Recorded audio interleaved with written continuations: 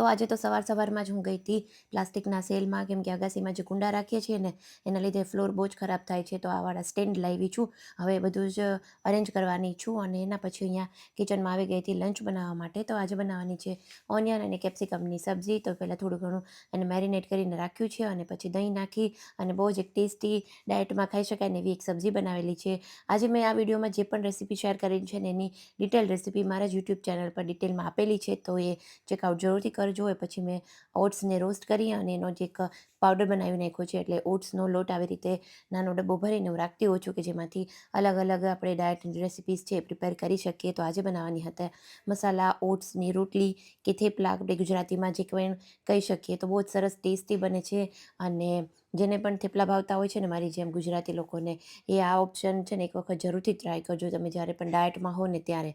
તો બસ જો આવી રીતે એને નોર્મલી ધીમા હાથે વણી લેવાના છે અને બહુ જ એકદમ ઓછું એવું મેં ઓઇલ લગાવ્યું છે, 2 થી 3 ડ્રોપ્સ જેટલું જ, અને એમાં એને શેકી લીધા છે. તો જો આ તો આજનું મારું એકદમ બેઝિક સિમ્પલ લંચ. અને ચાલો મળીશું એક નવા મિની બ્લોગમાં. મિની બ્લોગ ગમે તો લાઇક, શેર અને સબસ્ક્રાઈબ જરૂરથી કરજો. Bye bye.